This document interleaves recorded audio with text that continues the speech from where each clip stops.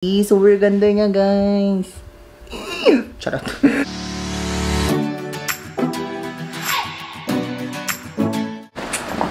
Hey J-Pips! Welcome back to JP Laurente Vlogs. And if you are not yet subscribed to my channel, please do subscribe and hit the notification bell para ma-update kayo sa aking mga videos. So for today's vlog, guys, ay unbox natin yung in-order ko from Lazada. Kasi ngayon, very in demand na yung mga plants, yung mga planters, yung mga plant racks. Ang hirap nang maghanap ng mabibilhan, so I tried my luck para mag-order sa Lazada ng plant rack. Technically, hindi naman talaga siya plant rack, pero nakikita ko sa comment section ng store sa Lazada na ginagawa nilang plant rack yon. So, trinay kong i-order at yun yung i-unbox natin ngayon. Tignan natin kung maganda ba siya, spacious ba siya, at saka sturdy ba siya. So, yung sinasabi kong i-unbox natin, guys, ayan dun sa likod. Medyo malaki siya. So, yun yung problem ko ngayon kasi sobrang liit lang ng space dito na pag pinag-vlogan ko, di ko alam kung paano to i-unbox and i-assemble. Pero at the end of the video, pag na-assemble ko na siya, itatry nating ilagay yung mga available plants dito. Don't worry guys, ito box na to is na-sanitize na siya. Inanuhan ko kanina ng alcohol. Ayan. At saka guys, sobrang tagal ko nang hindi nag-vlog. Almost 3 months na ata. Hindi ko alam, 3 months, 2 months yung last na vlog ko. And kasagsagan pa yun ng quarantine noon. Hindi ko na kasi alam kung ano yung i-content ko talaga. Sobrang dami na kasing mga vlogger, mga influencers. Kung wala ka talagang magandang content or talagang unique na content, talagang matatabunan at matatabunan ka. Pero, if you really love what you're doing naman, siguro, yun yung magse-set aside sa'yo. Pero, ngayon, sobrang ang dami ng tao kasing naa-addict sa plants. Hindi ko lang alam kung bakit. Nagmamahalan na din yung mga halaman. So, shout out nga pala sa mga blood ko na naging plant lover lang this quarantine. Charot.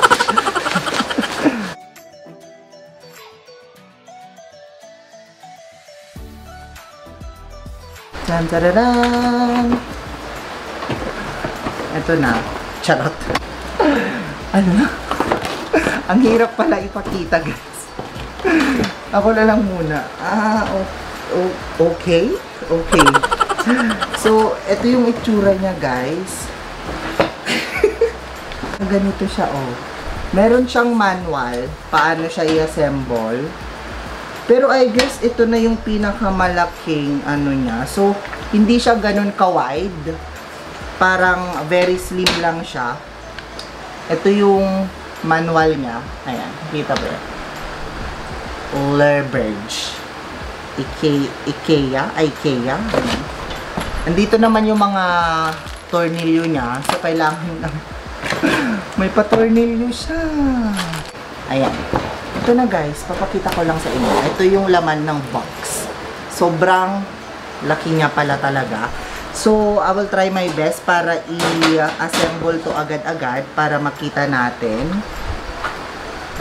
kung ano ba talaga yung real na itsura niya at para milagay na din natin yung mga plants dito na kanina pa sila nag-aantay. Ayan. Fuck. Vlogger kasi sis. Ayan. Oh, yung focus. Ayaw mag-focus. Sa akin naka-focus. Gandang-ganda ka sa akin sis. Ayan.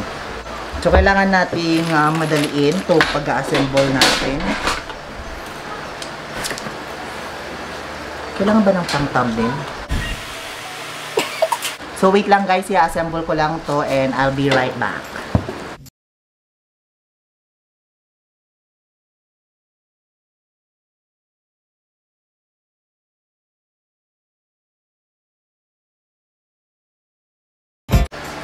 So, ayun na nga guys. Nag-seek tayo ng help kasi nagmamagaling tayo kanina pero hindi natin nakaya na mag-assemble. So, yan si Pudrang. So, kanina, fun fact. Funny moment lang. Na-stress ako kasi hindi namin maano yung sa part na may tornilyo. Hindi mailagay kahit may screwdriver. Pero, Meron pala siyang kasamang ano, hindi ko alam kung anong tawag doon. Pero maliit lang na pa S para tulak the screws. Hindi ko alam yun ginagamit yun sa...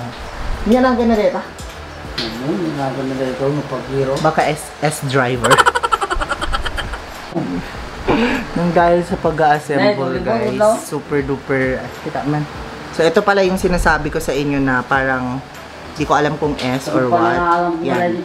Ito pala yung gaganutin mo to, ayan, para mahigpitan yung screw dito. Na-stress ako kanina na hindi ko siya malak, kaya yun, nag-seek tayo ng help tayo po dyan. Ng konting help lang naman. Freshen up. Nakaka-haggard mag-assemble. So yun na guys, as you can see dito sa may likuran, na-assemble na yung ating design rack or gagawin nating plant rack. So this is worth 1,799 pala, pero naging 2 plus kasi yung shipping fee is around 250 ata or 210 kasi malaki yung parcel. Ito yung itsura niya guys, 'di ba? Parang kita nyo naman, 'di ba?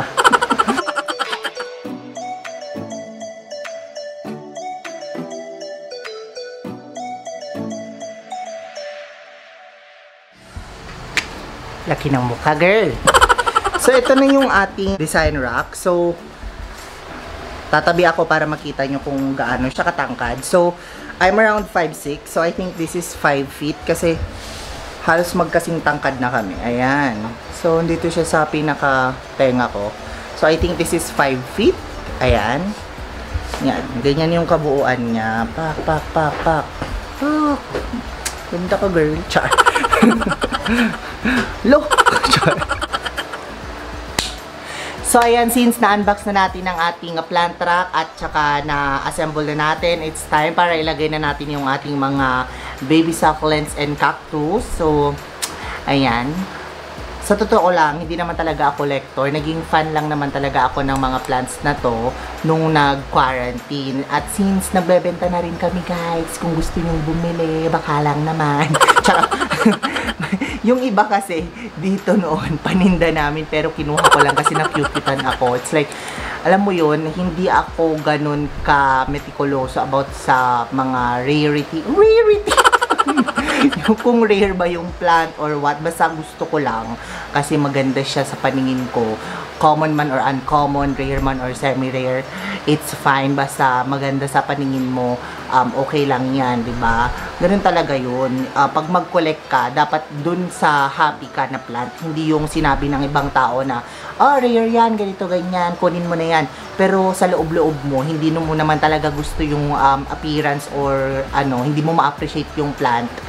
It's okay na hindi mo siya i-collect. Kung yung gustong-gusto mo, sasabihin nila na uncommon lang, mga or common, ganun, na mura lang, pero sa'yo maganda, it's okay. Kasi may mga collector din naman talaga ng mga common plants.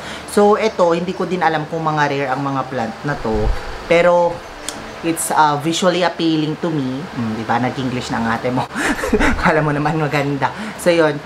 It's visually appealing. Kaya, dinay kong i-replant. And itong mga planter ko pala, guys. Mga cute planters. Baka naman. Charot. Ito. This is a ceramic. Hindi ko lang alam kung siguro, ano to, pwedeng pang soup noon pero binutasan. Charot. Ayan. Pero yung mga iba is like melamine daw. Yung other type of plastic. Ganon. Pero ang dami ko nang sat-sat dito. So it's time to put the plants kung where they belong. Charot. Where they belong. Mag-explain sana ako sa plants pero wag na muna kasi wala muna tayong enough research sa mga plants natin. I have to separate vlog ko na lang yung tungkol sa aking mga rineplant. Yun. Kaya palang itim-itim ko kasi nandun ako sa part na walang ring light. Charot. Ito yung jade plant ko. As you can see, ganda ng kanyang planter. Ang ganda ng kanyang pot.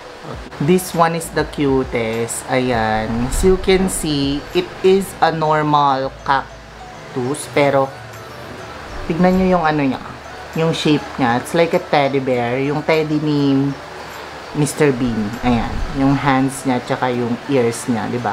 Cutie. So, that's it, guys. Na-assemble na natin at nailagay na din natin yung ating mga plants. So, ayan. Tignan natin isa-isa.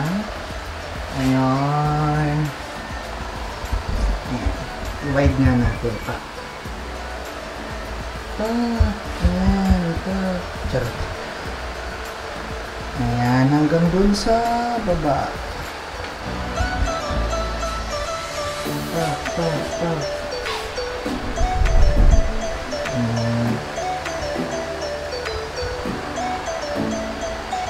See, super ganda niya, guys. Charot.